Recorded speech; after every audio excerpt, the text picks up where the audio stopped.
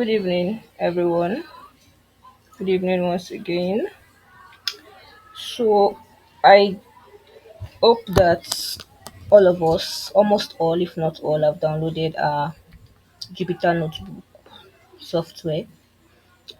We'll be diving proper into Python for data science, and basically, what we're going to be using Python for because Python has various use, right? So, basically, what we'll be using it for is to analyze data sets, right? And data sets are just informations that we get from people, from companies, from businesses, and all of that. So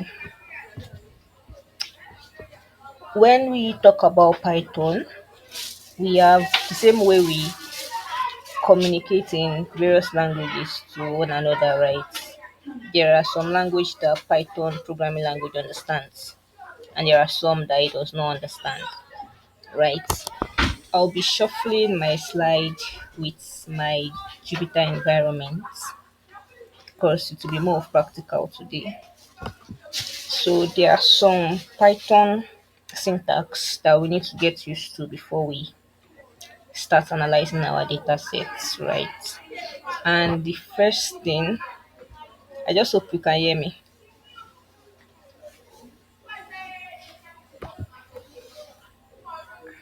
Can you hear me? Yes, Esther. All right, thank you.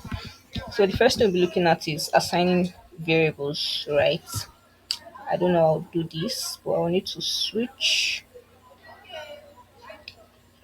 my screen. Okay, yes, let me see. Sorry, a minute. Let me stop sharing. Then I'll share my Python environment.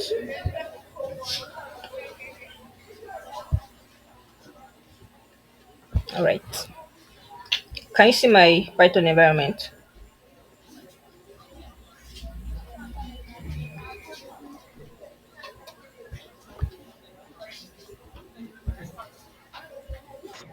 No, not yet. Oh, how about now?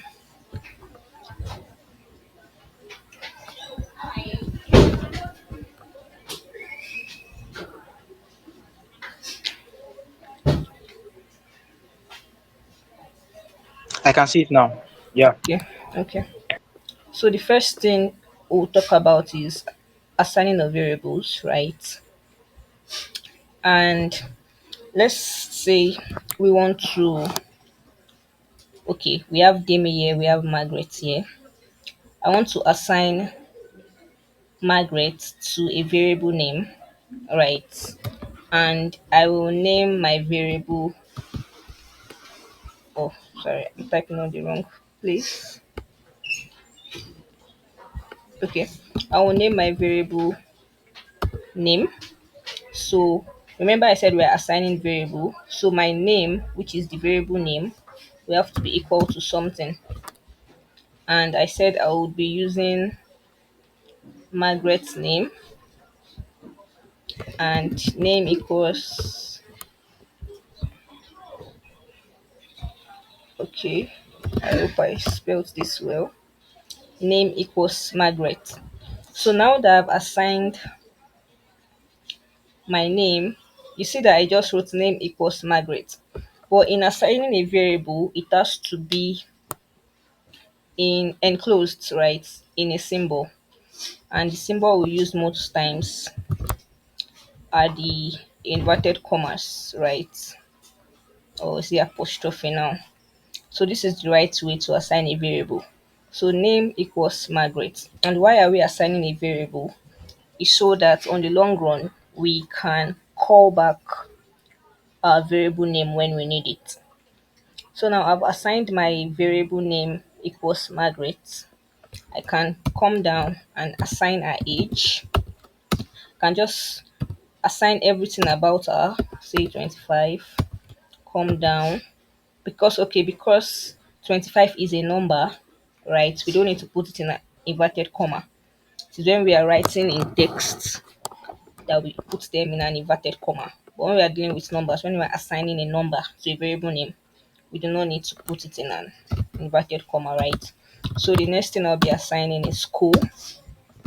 Let's say UI, of course, in a inverted comma, right? So now that we've assigned all of this, we can easily call out whichever one we need, right? And we call out our variable names with the function print, right? So whenever I want to call back any of our variable name that we've assigned, we'll use the function print. So if I want to call back the variable name age, I will have to tell my Python that okay, print age. If I want to call out school, I'll tell my Python print school, right? So apparently I'm not supposed to be teaching the basics of Python, but we need to know this before we can start analyzing our data sets, right? So we need to know what we are doing, right, before we start doing them. So now let's call back our variable name age. I said we'll use the function print, and then enclosed in our brackets we'll use age. We have different brackets for different purpose, so I would like us to note the kind of brackets that I'm using. So print age, on our environment we'll see a play button. We either use the play button to run our code, or we use the run text up here to run our code. So I'll just be clicking this run selected cell. Can you see the output it gave?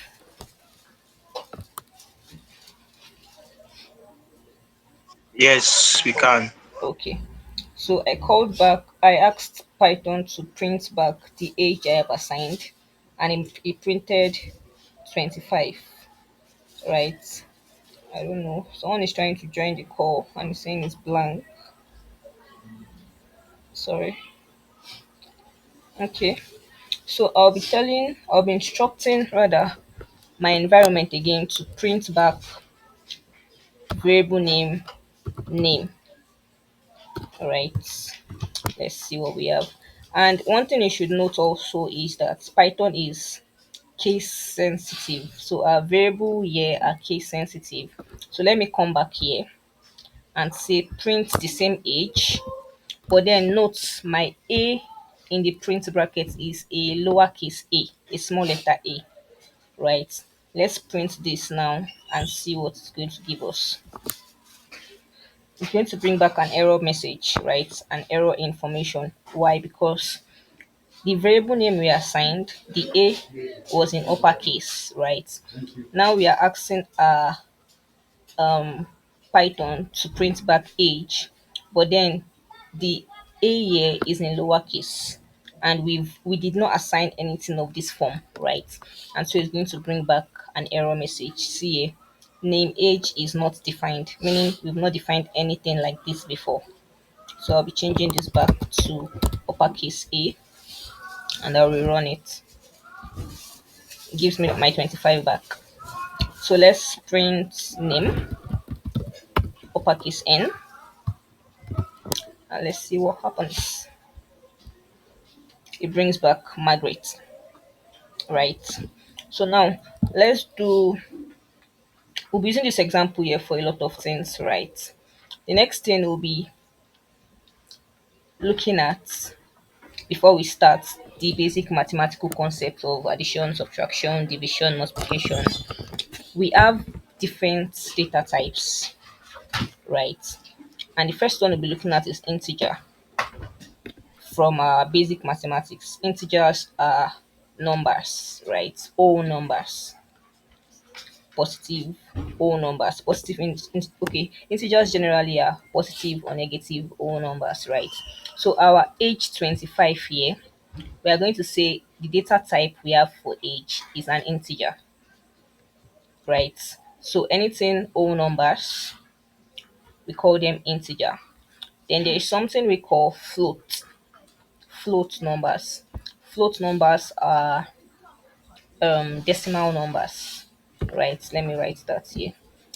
the likes of 2 points, oh this comma, 2.5, 6.77, 4.2, 543, and the likes. In Python we call stuff like this, we call variables like this float, right? So we're talking about data types. I've talked about integer, I've talked about float. The next one we'll be looking at is boolean boolean variable. Yeah, boolean variable. Let me spell that here. The slide will be available to us after the class. So this is the spelling of boolean. And for boolean, we are talking about the true or false statements. Let me use a, yeah, true or false statements. This are what we call boolean variable, right? We've looked at integers, whole numbers. We look at floats. Why did I delete? Let me write float again. So floats we have 2.5, comma 5 points this, comma these points this. Okay. So we have integer, which are whole numbers. We have floats, which are decimal numbers. We have boolean variables, which are the true or false statements. We have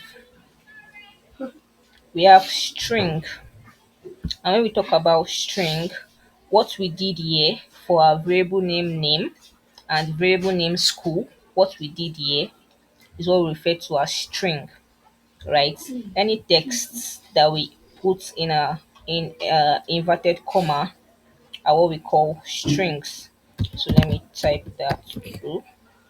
String we have, let me just copy and paste Margaret and UI. So for string we have this and we have this. We have this and we have this. So remember what I'm writing in this our cell is not a code. I'm just using it to explain, right? So talked about string. Any text that is enclosed in an inverted comma is what we call string, right? So let me just say something concerning this environment. Since what I just wrote here, I just want to chip it in. Since what I just wrote here is not a code, I'm not supposed to run it. Let's assume it's a side note, right? One thing we can do is use the symbol hashtag, right? Hash here, hashtag here, hashtag here, hashtag here, and so on and so forth. So this is what we refer to as comment in Python programming language. When you want to comment on our code and you do not want your Python to interpret it as an error, right? We use the hashtag to comment. So let me do something now. Let me do print. Let me come down and write print school, print school, uppercase S, print school. Let's run this. We'll see that it will give me what I need. It brought out UI because it is not going to read my comments because I've used the necessary function or the necessary symbol, which is my hashtag, to let the environment know that okay, these are just comments. But let's remove the hashtags now and see what will happen. Remove the hashtag. See, we are going to be having all red colors. Let's run this now. See, it's giving us error. It says the name float is not defined. If we go again, it's tell you the name boolean is not defined. If we go again, it's tell you the name string is not defined. Reason why, if you want to do any side notes on your environment, it's permitted, but then you need to use the appropriate symbol to let your environment know that okay, these are just comments and they are not quotes. So let's just do that back. I hope you can still hear me. All right, can you still hear me?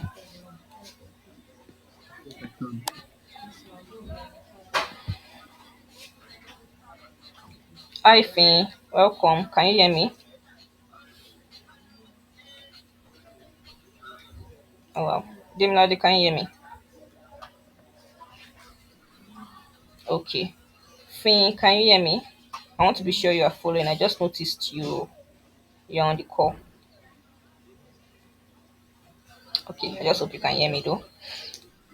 Okay. Thank you. Please, if at any point you do not understand what I'm saying, please just call me back. I might not be able to see the chats. I just have to come back here now. I might not be able to see the chats. You can just unmute and let me know that you have a question. Please. Thank you. So that is that for comments in our environment. Let me go back to our slide. Okay, so I've talked about variables, I've talked about data types. The next thing we need to know are the Python data structure. I think I should just come back to my slide here. Let me share my slide now. All right.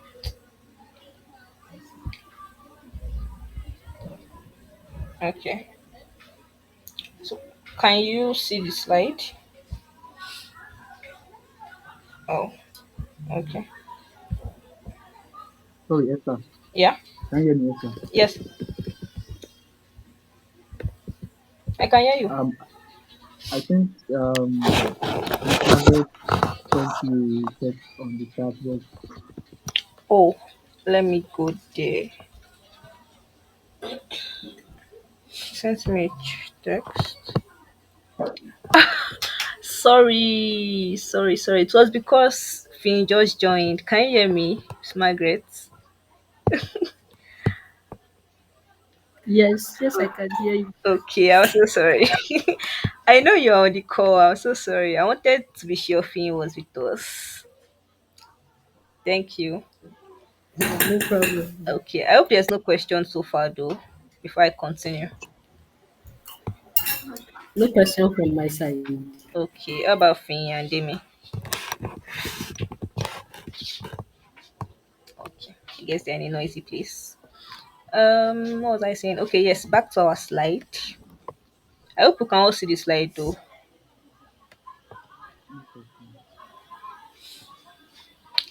Yes, ma'am. We can. Okay, I can, rather. okay. So we'll be moving to okay, thank you, Finn. Moving to Python data structures, right? You know, when I started with the assigning of variable, I told us that we have different brackets for different use, for different purpose, right? So the first thing we'll be looking at is what we call lists. I don't know how I'll be doing this interchanging stuff, but so what we call lists are ordered collection of items, right? So the way I assigned the name Margaret to my variable name, when I assign various names, say I assign Demi, I assign Fini, separating them with a comma, of course. I assign Demi, I assign Fini, I assign Margaret, and then I enclose this names into a square bracket. So this bracket here is a square bracket, a normal square bracket, right? When I enclose them into a square bracket, we call them lists, right? And when we use the coily brackets, we call them dictionaries. So dictionaries are basically to save a number of items where we can actually call them out from that variable one by one. Don't worry, when we start, you already start proper. I just need to lay this foundation, right? So when we talk about tuples, we use our normal curved brackets for it. And then when we talk about sets, our normal mathematical sets, we use the braces brackets, our set brackets for it. Right. I don't want to spend much time on that. Um the next thing we'll be looking at now, we're moving slowly, gradually towards why we are here, right?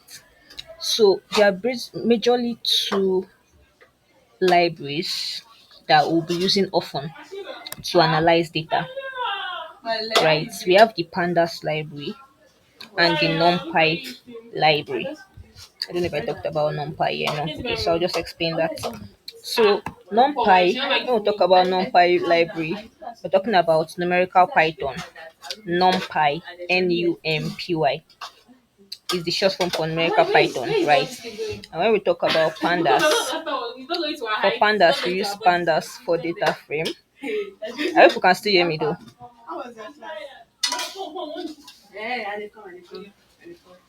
Jamie, Finn, Margaret, can you still hear me? I want to be sure I'm not Yes, missing yes, we are anybody. hearing you. What do you say? I say yes, I'm hearing you. Okay, okay. I want to be sure we are following. So that I'm just Yes, ma'am. talking. Thank you. Okay. So for pandas, we use pandas majorly when we're working with data frame, right? And when we talk about data frame are tabular data. Any data you see in form of table, any data that has row and column, right? Is what we refer to as data frame. And most times when we are analyzing data using data frame, we work majorly with pandas, right? So now for data cleaning, let me show us what we mean by a data set, right? Let me open something. So, or let me just explain. When we talk about data sets, like I said before, they're just set of informations, right? About people, about places, about companies. So, an example is our spreadsheet. When we see an information in a spreadsheet or in Excel, that information is what we refer to as data set, right? So, when we see a kind of data set like that, the first thing a data scientist thinks of is is this data clean? Is it appealing to the eyes? Is it clean? Is it appealing to the eyes? Is it which other word? I think those are the two major words. Is it clean? Is it consistent? The data, the information in the Excel spreadsheets, is it consistent? Are there missing values? Are there blank cells, right? So each of those small boxes in Excel are what we refer to as cells. Are there blank cells? Are there missing values? Are there outliers? So these are the things we ask ourselves, right? So if we notice that there are any of these things, what we now do, sorry. So what we do in solving that problem is what we refer to as data cleaning. All right. And the first step we take as a data scientist is that first we identify what the problem is in our data. We ask ourselves, okay, is it that there are missing values? Is it that there are inconsistencies? Is it that there are outliers? Is it that there are missing values? So first identify the issue.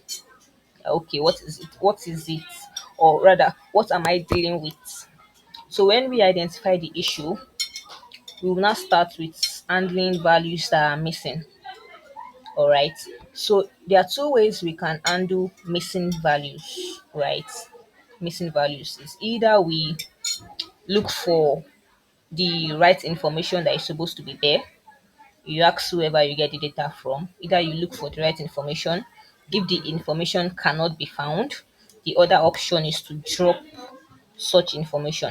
And when we talk about dropping, it means you are deleting the entire inconsistent row or the entire inconsistent column. So these are the two ways we handle missing datas, right? And then another thing we can look out for is, we talked about data type before. Talked about integer, we talked about float. So in a particular column where we have combination of integer, combination of strings, combination of boolean, combination of what have I not mentioned, of float, we'll know that this particular column is not consistent and we'll have to deal with that. If not, we're going to encounter problems on the long run when analyzing.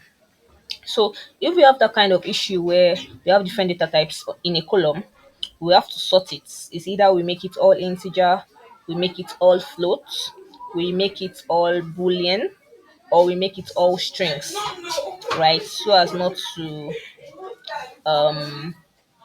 stress ourselves so much in analyzing the data, right? So I've talked about three things. You identify the issue in your data set, you handle the missing values either by looking for the correct information or just dropping the old stuffs in the row or in the column, right? And then you make sure that your data types are the same, they are consistent. All right. Are we still following? Yes, ma'am. Okay. So what I mean by we looking for the missing data in Python, it's called Filna, right? So it means we are filling such missing data, or we will drop totally such missing data.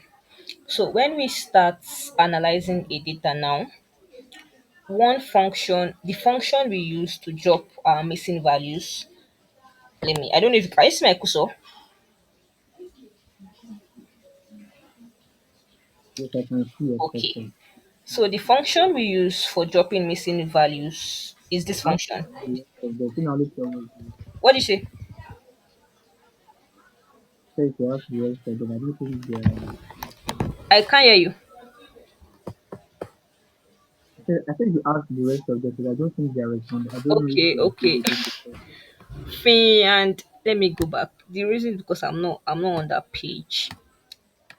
Okay, Margaret is no longer here. Fake, were you able to see my cursor?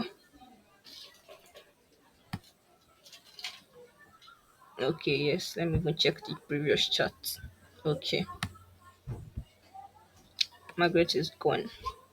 Well, the recording will be available for others too. So let me just go back. So the function we use to drop missing values is the drop now function, right? Remember when we wanted to print out our variable name, we used the curved bracket, right? So most times when we want to perform a function in Python, most times we use the curved bracket. The word print in Python is a function, right? Likewise, the word drop now here is a function. So we'll use the word drop now. Then in this curved bracket, the name of the column or the name of the row you want to drop, you will now insert it inside into the curved bracket. Also, if you want to fill in your missing values, you cannot just, it's quite stressful if you want to go and be fixing it one by one in your spreadsheet. That is why most times we use Python to just automatically do everything once instead of going to do it one by one, one by one, one by one. Once you use the drop now, automatically it deletes whatever you want to delete. And once you use the fill now, automatically it fills up the missing data that you need to fill. All right. Okay. So another inconsistency we need to look out for is duplicates, right? In a spreadsheet of in a spreadsheet, we can have, say we have a spreadsheet containing names of people, we can have Demi name, Jenka. We can have Demi name appearing twice or three times. So to avoid such inconsistency, sorry, something like that is what we call duplicate. Something appearing more than one or more than twice. We call such stuff duplicates, and we can actually remove duplicates. We can drop duplicates, and the function name we use to drop duplicates is drop underscore duplicate. Of course it comes with our curved brackets, right? So another inconsistency we look out for is duplicates. Now, when we have the data type inconsistency where our data type is not the same, I just hope I'm not too fast. So one way we deal with the data type inconsistency is by converting our data type to one particular type of data, right? So after identifying your data type, we convert the data type to whatever it is that we want using the function name as type, right? Okay, let me go back to my environment. So for us to know the type of data set, the type of data we have, or the type of variable we have, Python can actually let us know the type of variable we have using the types. Let me go back to share my environment and then we see what I'm talking about. Where's my okay? Untitled. Can you see my screen?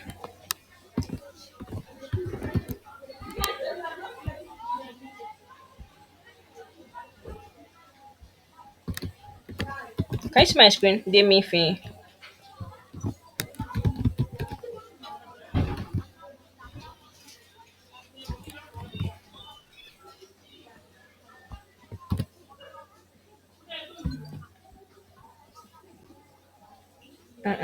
Not this. I can't hear people.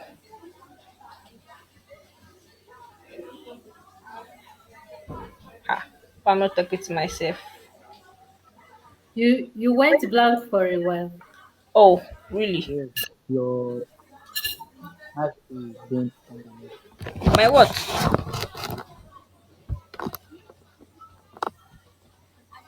Your mic is also going on and off. I hope that's not network. Oh. How about now?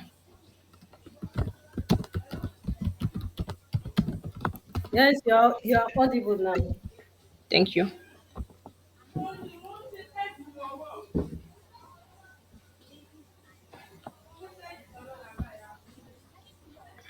Coming, sorry. It's okay now. It's okay, just keep going. Ah, my screen. You can't see. I'm coming. Oh.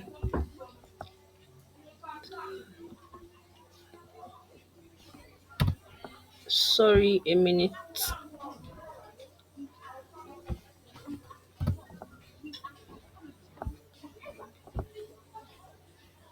Okay. Let me share this back.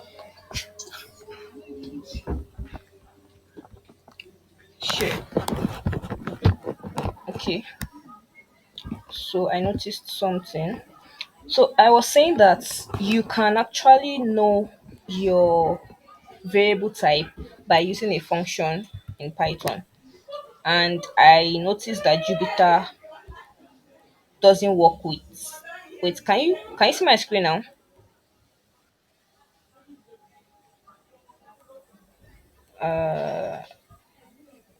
Yes, it's Okay, fine. okay. So the function name you use to check your data type is the function type on our Jupyter environment. So I did let me do another one because I didn't do this in your front. So okay, I did the type variable data type for name and it gave me string.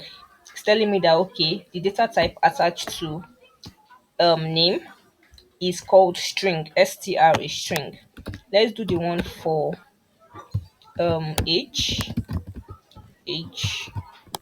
and let's run this. You see, it's saying int. Int means integer in Python, while str means string in Python. What other? Okay, school. Let's do for school type. So in case you forget the data type I taught you, right? Your environment, your Python environment can actually remind you. Let's do for school. As long as you remember the function name. So school is also string. Now let's do for a variable that we've not assigned. Remember, now that we've not assigned a variable, we are going to use the inverted comma. Let me use demi just to explain this, right? It's going to give me data type. It's not going to give me error. You see, it's saying string. Now let's do the one for floats and sorry. See the my type is small letter T O. So for decimal, let's see what will happen. Run. Yeah. Float. For boolean type false. I don't know if this should be all caps. Let's just see. Oh great. Boolean. Let me try something. I hope we are following. I want to change this my uppercase F to lowercase Let's see. That's what we do in Python environment. You can test for stuff that you are confused about, right? See, it gave me error. So that means it's supposed to be the uppercase F. And if you want to write true, it's going to be the uppercase T. Let's try it for true also. Type true, right? Let's see. It's also boolean. So that is that for our data type. Let me go back to our slide. We should round up few minutes past 8, so I won't take much of our time. Let me go back to my slide. Okay. Yep. Yeah. So that is that about the conversion for types. So when you have a data set and you want to convert your data type to a consistent data type, we'll use the function as type. So we want to convert integer to string, we use as type to perform such function, right? So now to summarize our data proper, we've cleaned it, right? We've checked for inconsistencies, we've checked for missing values, we've checked for duplicates, we've checked for what else, data type, right? Now we can perform some data summary. I don't know, I was supposed to get the data before coming here, but we can perform data summary using mean, median, and standard deviation, right? These are the basic statistics that we need to know. So, say we have a data set of, say, an exam score, right? And we want to get the data summary. We can easily use, I can't switch this thing again. You can easily use for mean, median, standard deviation. The function name for mean to getting a mean is actually mean. Function name for getting median is actually median. Then enclosed in our curved bracket, right? And for visualizing our data, we make use of graphs and charts, make use of pie charts, bar charts, histogram. We have what we call scatter plots. We have what we call heat map, and all of that. So we're going to see everything. Don't worry, probably in the next class. And then now that we've cleaned our data, we've analyzed it, we've visualized it. The main thing now is to be able to interpret the results that you've gotten. Say you've gotten your result in form of graph or in form of chart. This is where your skill set now comes in, like I explained in the first class, right? Where you'll be able to interpret your outcome, you'll be able to interpret your results, right? Say you're talking to a non-technical person and the person just needs to know how can he grow his or how can he or she grow the business, right? So all you need to know is to be able to interpret the visuals you've gotten, right? You are the one that understand the processes you went through to finally arrive at your graph or your chart, right? So the skill set you now need is to be able to interpret what that chart means or what that graph means, right? So now, okay, we've talked about identifying your issue with your data set, addressing inconsistencies, handling missing data, eliminating duplicates,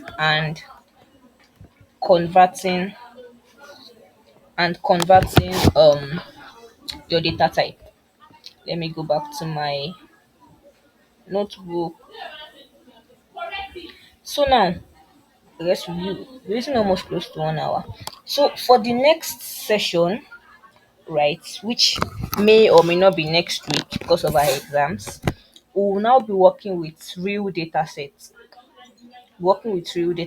where we will have a data set that we would have to clean, right? So we'd have to look for all the inconsistencies. We have to get the data summary, the mean, median, and standard deviation.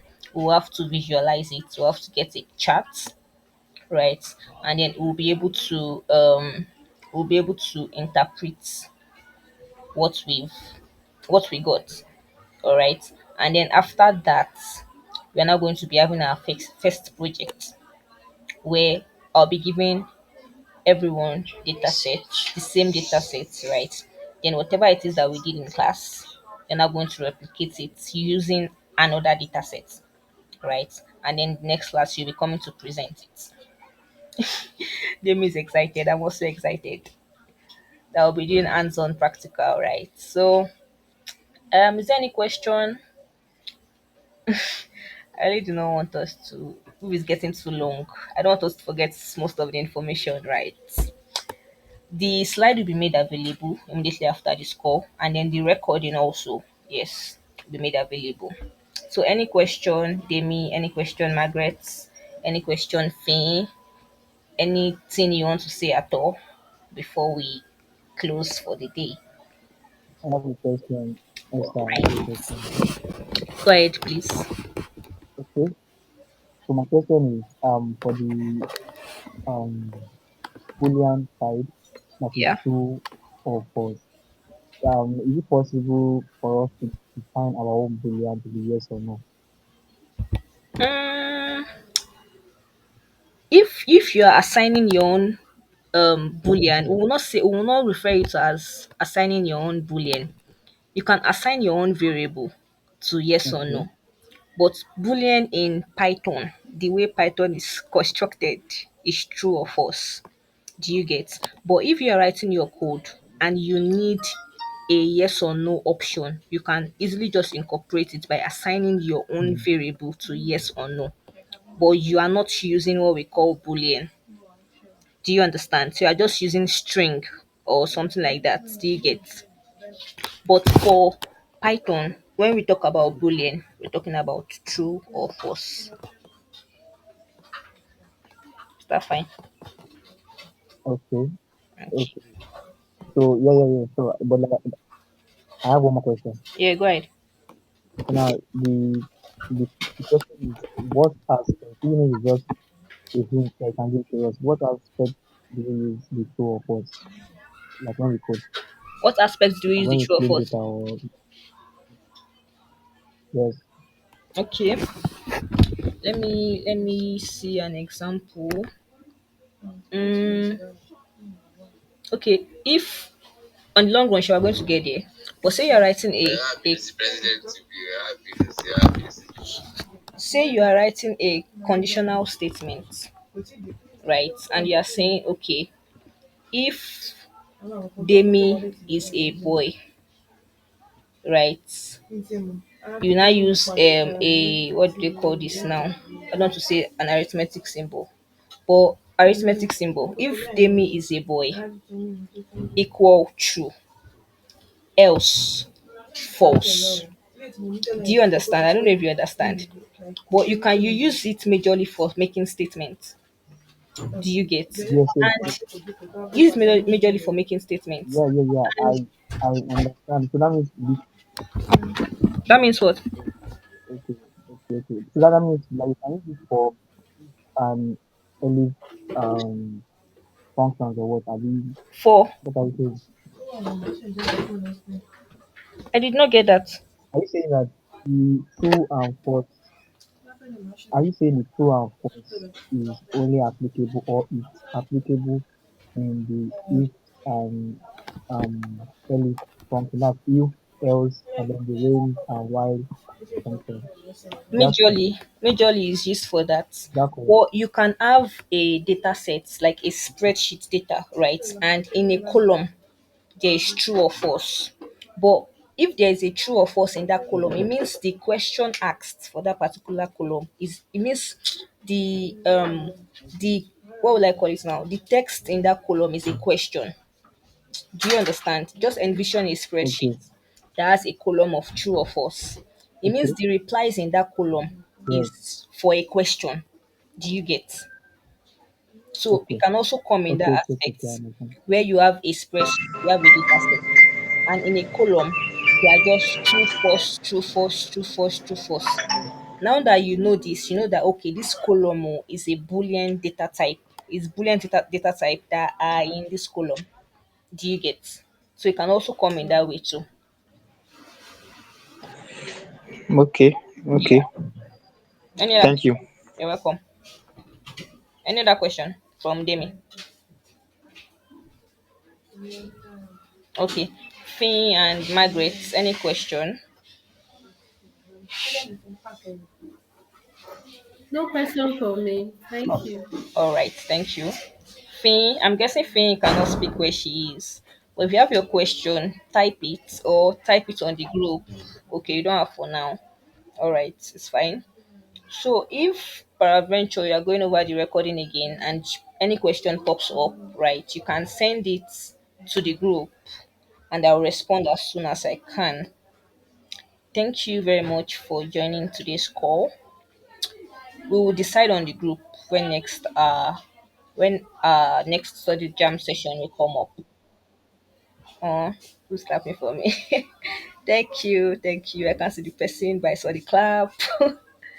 So do have a great night's rest, everyone. Bye for now.